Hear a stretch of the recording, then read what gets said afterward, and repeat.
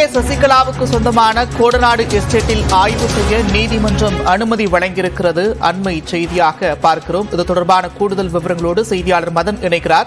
மதன், விவரங்கள். நந்தா, மறைந்த முதல்வர் ஜெயலலிதாவின் தோழி சசிகலாவுக்கு சொந்தமான அந்த கொடநாடு எஸ்டேட்டில் அனுமதியின்றி கட்டிடம் கட்டப்பட்டதாக கூறி அதற்கு வரி செலுத்த வேண்டும் மற்றும் விதிகளை மீறி கட்டப்பட்ட அந்த கட்டிடத்தை இடிக்க வேண்டும் என 2007ஆம் ஆண்டு அந்த கொடநாடு பஞ்சாயத்து தலைவர் ஒரு நோட்டீஸ் அனுப்பியிருந்தார். ஏற்கனவே இந்த நோட்டீஸை எதிர்த்து அந்த கொடநாடு எஸ்டேட் மேலாளர் தரப்பில் ஒரு சென்னை உயர்நீதிமன்றத்தில் ஒரு வழக்கு தாக்கல் செய்யப்பட்டது. இந்த வழக்கை விசாரித்த உயர்நீதிமன்றம் இந்த கொடநாடு எஸ்டேட்டில் எந்த ஒரு விதிமீறலும் இல்லை என்று தெரிவித்து பஞ்சாயத்து தலைவர் அனுப்பிய நோட்டீஸை ரத்து செய்து கடந்த 2008ஆம் ஆண்டு ஒரு உத்தரவு பிறப்பித்தது. இந்த ஒரு உத்தரவை எதிர்த்துதான் தற்போது அந்த பஞ்சாயத்து தலைவர் சென்னை உயர்நீதிமன்றத்தில் மேல்முறையீட்டு மனு தாக்கல் செய்தார். இந்த மனுதான் இன்று நீதிபதிகள் SM சுப்பிரமணியம் மற்றும் குமரப்பன் அமர்வு விசாரிக்க வந்தது. அப்போ தமிழக அரசை பொறுத்த வரைக்கும் இந்த சொத்து வரி விதிப்பது தொடர்பாக மட்டுமே ஆய்வு செய்ய தங்களுக்கு அனுமதி வழங்க வேண்டும் என்றும் 2008ஆம் ஆண்டு முதலே இந்த கொடநாடு எஸ்டேட்டிற்குள் யாரும் நுழைய முடியாத நிலை ஏற்பட்டுள்ளதாக தெரிவித்தார். அது மட்டுமில்லாமல் ஒருவேளை கூடுதல் கட்டுமானம் பணிகள் அங்கு மேற்கொள்ளப்பட்டுள்ளதா இல்லை என்பதை ஆய்வு செய்தல் மட்டுமே தெரிய வரும் என்றும் தெரிவித்தார்.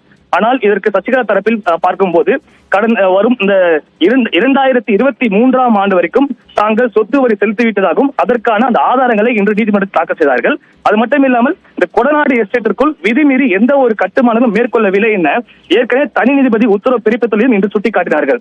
நீதிபதிகளை பொறுத்த வரைக்கும் ஒருவேளை இது போன்று இருந்தால் கூட அந்த எஸ்டேட்டில் ஆய்வு செய்தால் மட்டுமே அது உண்மையான விஷயம் தெரிய வரும், விதிமீறல் உள்ளதா இல்லை என்று தெரிய வரும் என்று தெரிவித்தார்கள்.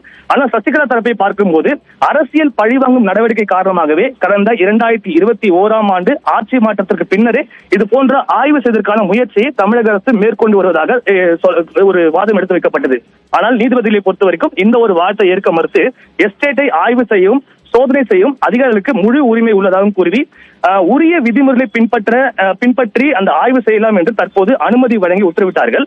அதே போல இந்த ஆய்வு செய்யும் போது நடுநிலையுடன் செயல்பட வேண்டும் என்றும் அங்கு உள்ளவர்களை எந்தவித வகையிலும் தொந்தரவு செய்யக்கூடாது என்றும் தற்போது ஒரு உத்தரவு பிறப்பித்து இந்த ஒரு மேல்முறையீட்டு வழக்கு இன்று முடித்து வைக்கப்பட்டுள்ளது.